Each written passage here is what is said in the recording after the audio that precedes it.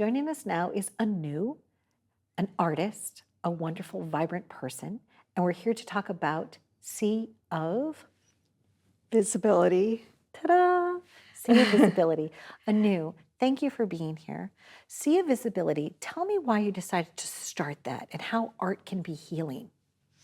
Well, I had first had been diagnosed with a mental illness when I was in college, and it was a serious mental illness. And in the early 90s, there was a lot of stigma. So I really couldn't come out about it and find any support.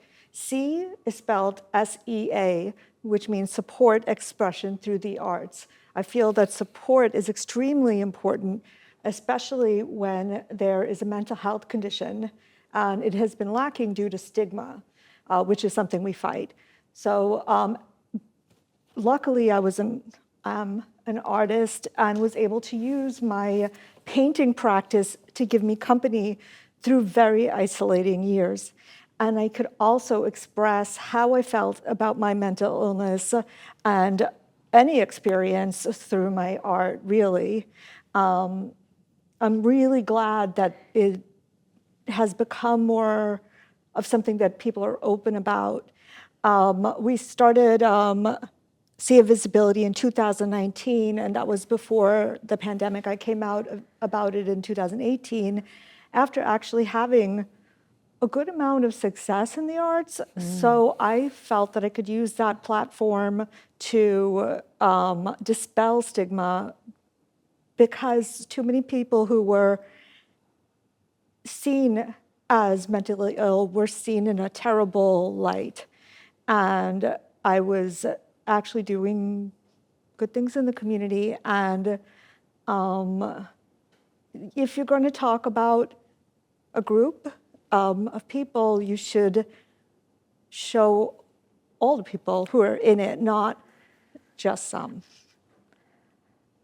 I was impressed by all the links that you sent me, by doing some research to understand your journey a little bit better. Thank you for being so authentic and real with me, because you didn't have to be, right? So thank you for trusting me to let me into that inner world of yours and the things and the challenges that you've gone through.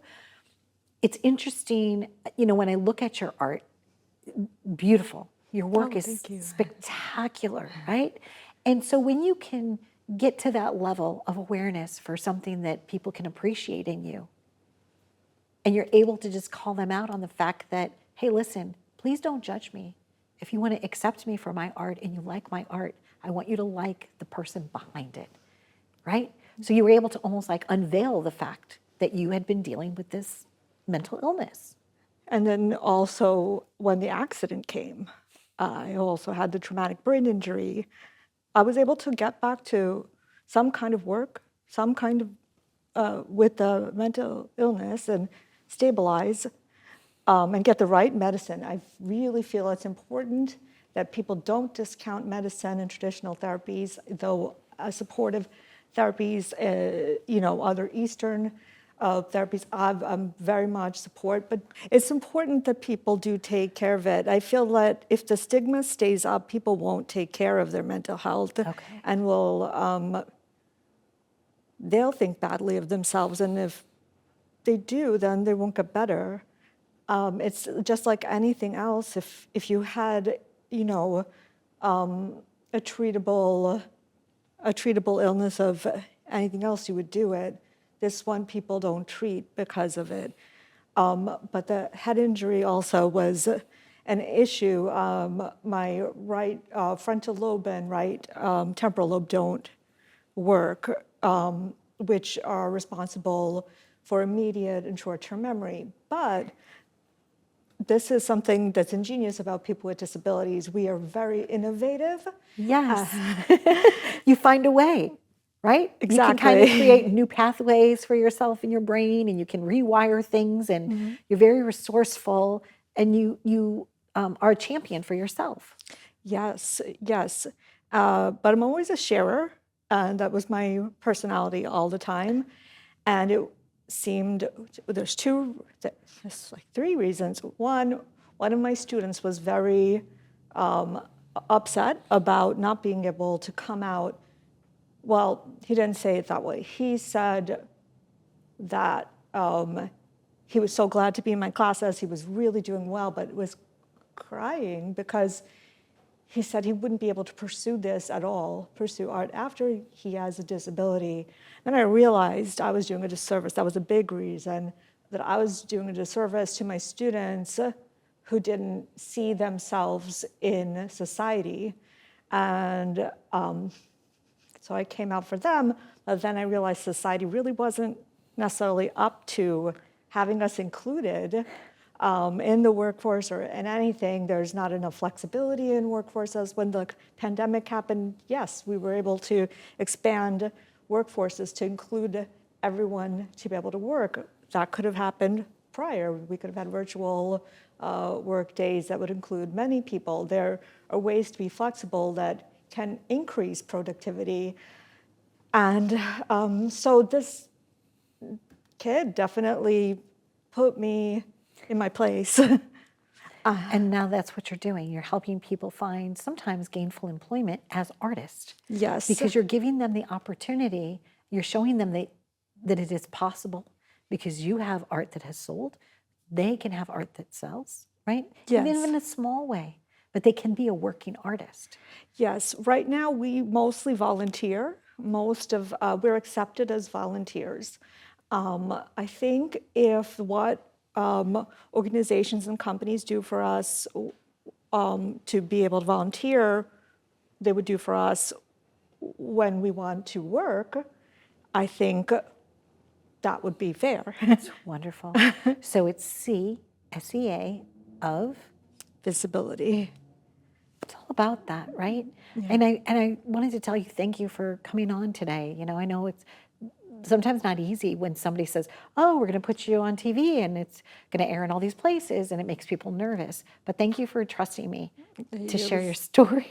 I listened to your podcast and I saw how empathetic you were to your guests and how you have a broad thinking mind yourself, that you're also spiritual and you seem very multifaceted, that you can understand so many people. I care about the guest. I do. I care about you. I care about your journey and the fact that, you know, I also love to paint. Like Oh. I'm the mother of a daughter who is an artist. there My you go. grandfather, my great-grandmother was an artist. I come from a long line of artists.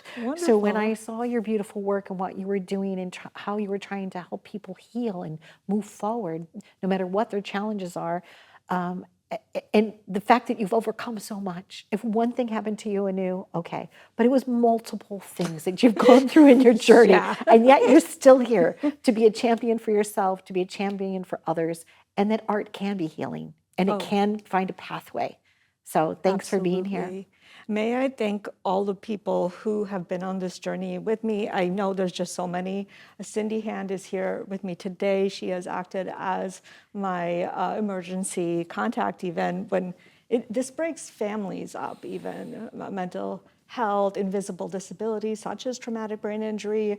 And I've had a great friendship who also works with me when we put on these events. So I do, it's really a community thing, and that's why I believe that in this work. And so sharing successes is important to me, as well as pitching in and giving back. It's beautiful. You have a beautiful spirit. Thank you. Thank you, Anu, for being here. Thank you. Thank you so much.